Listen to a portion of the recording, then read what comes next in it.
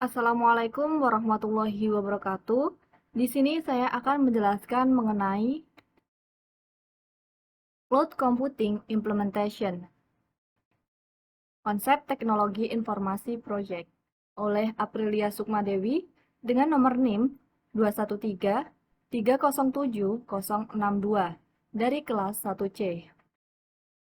Lantas, apa sih sebenarnya Cloud Computing? Cloud computing merupakan istilah dari bahasa Inggris yang berarti komputasi awan. Untuk istilah awan merupakan metafora dari internet. Jadi, definisi cloud computing adalah sebuah proses pengolahan sistem daya komputasi melalui jaringan internet yang menghubungkan antara satu perangkat komputer dengan komputer lain dalam waktu yang sama. Lalu, kenapa harus cloud computing? Yang pertama, karena media penyimpanan terpusat pada server, di mana teknologi cloud computing memudahkan pengguna untuk menyimpan data secara terpusat di satu server, sesuai layanan yang sudah disediakan oleh cloud computing. Selain itu, dari segi infrastruktur pengguna, tidak perlu lagi menyediakannya seperti data center, media penyimpanan, karena sudah tersedia secara virtual oleh cloud computing. Yang kedua, karena keamanan data, di mana dalam penerapan teknologi cloud computing, penyedia cloud computing telah menyediakan jaminan data sehingga data tidak mudah rusak. Selain itu, adanya platform teknologi serta jaminan ISO. Tentunya dengan cloud computing akan membuat data dan informasi bisa lebih aman terjaga dibandingkan metode konvensional ataupun tradisional yang sering digunakan oleh kebanyakan orang saat ini. Yang ketiga, karena lebih murah dan tahan lama, di mana cloud computing tidak memerlukan media penyimpanan storage pada hard disk eksternal, karena sudah ada media penyimpanan terpusat pada server sendiri. Selain itu, semua produk hardware atau fisik memiliki masa pemakaian dan setelah masa pemakaian tersebut, biasanya akan terjadi beberapa kerusakan dan berfungsi tidak optimal dan sering terjadi error. Maka dari itu, perlulah sebuah cloud computing. Kemudian, cloud computing implementation, di mana ada beberapa penerapan cloud computing dalam beberapa bidang. Yang pertama, kesehatan, yaitu adanya peduli lindungi di era pandemi COVID-19. Yang kedua, dalam bidang transportasi, yaitu adanya Gojek di masa kini. Yang ketiga, dalam bidang pendidikan, yaitu adanya e-learning sarana pembelajaran elektronik. Di sini saya akan menjelaskan yang pertama, yaitu dalam bidang kesehatan. Yaitu di sini saya mengambil penerapan dalam aplikasi maupun website, yaitu Peduli Lindungi. Lantas, apa sih sebenarnya Peduli Lindungi? Peduli Lindungi adalah aplikasi maupun website yang dikembangkan untuk membantu instansi pemerintah terkait dalam melakukan pelacakan untuk menghentikan penyebaran coronavirus disease atau COVID-19. Kemudian, bagaimana sih Peduli Lindungi bisa masuk dalam penerapan cloud computing? Bisa, di mana saat kita mengunduh atau mengakses Peduli Lindungi, sistem akan meminta persetujuan untuk mengaktifkan data lokasi.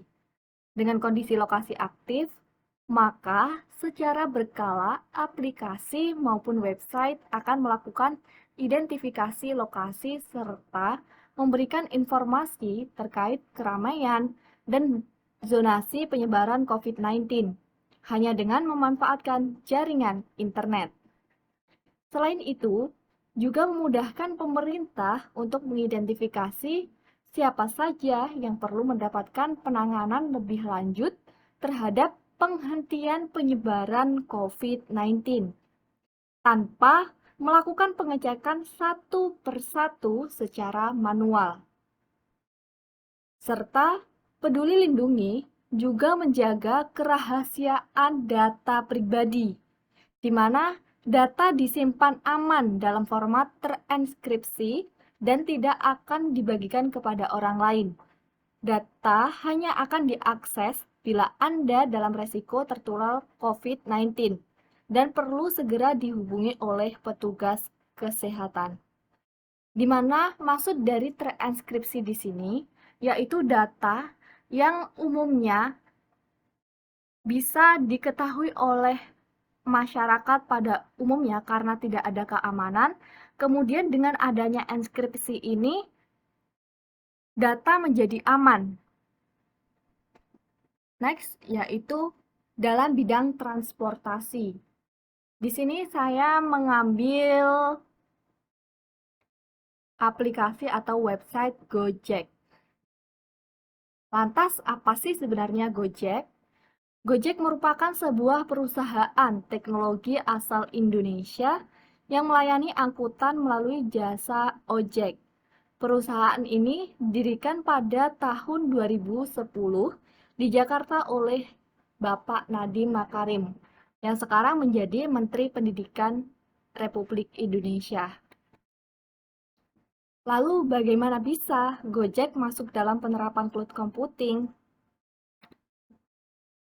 Bisa, karena semua memori pengguna dan software Gojek tidak terletak pada komputer, namun diintegrasikan atau diaplikasikan atau juga diimplementasikan secara langsung dengan menggunakan sistem cloud itu sendiri dengan perantara komputer dengan bantuan jaringan internet, di mana kita bisa memesan layanan transportasi menggunakan aplikasi ataupun website yang sudah tersedia dengan terlebih dahulu memasukkan alamat penjemputan atau pick up dan alamat yang akan dituju atau drop off.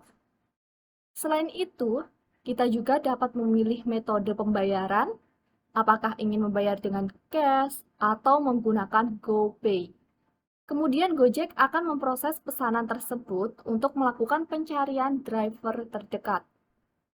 Lalu, driver yang berhasil mendapatkan perintah berhak mengantarkan penumpang sesuai dengan alamat penjemputan dan mengantarkan penumpang sampai ke tujuan dengan aman. Hanya dengan apa? Hanya dengan memanfaatkan internet. Jadi, dimanapun berada, kapanpun berada, kita bisa menggunakan Gojek dengan adanya atau dengan mengakses jaringan internet. Yang ketiga, yaitu dalam bidang pendidikan. Apa sih sebenarnya e-learning? E-learning adalah pembelajaran formal maupun non-formal yang dilakukan dengan memanfaatkan teknologi, sehingga pelajar dan pengajar dapat melakukan proses belajar mengajar menggunakan media elektronik. E-learning dilakukan dalam jaringan, sehingga bisa diakses di mana saja dan kapan saja. Lalu bagaimana bisa e-learning masuk dalam penerapan cloud computing? Bisa, karena e-learning dilakukan melalui perantara internet berbasis web. Semua materi, kuis, dan bahan ajar bisa diakses pada web tersebut. Materi yang ada bisa berupa teks yang diformat menjadi bentuk file PDF, gambar, suara, ada juga yang berbentuk melalui streaming YouTube. Perkembangan ini bisa membantu kita untuk lebih memahami materi yang diajarkan secara lebih detail.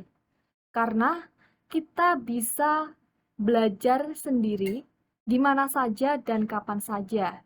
Yang terpenting yaitu tetap kita menggunakan atau mengakses internet.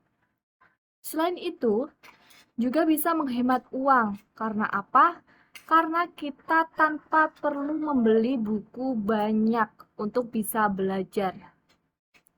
Contohnya, ada beberapa e-learning yang ada di Indonesia, yaitu adanya Ruang Guru, Genius, Brainly, Flipper, dan masih banyak lagi. Selain itu, tanpa kita sadari, kita juga menggunakan e-learning dalam proses belajar mengajar, seperti halnya adanya LMS yang berbasis cloud computing, serta e-learning yang telah kita gunakan pada masa SMA ataupun masa SMK. Terima kasih, mohon maaf bila mana ada salah kata yang kurang berkenan. Wassalamualaikum warahmatullahi wabarakatuh.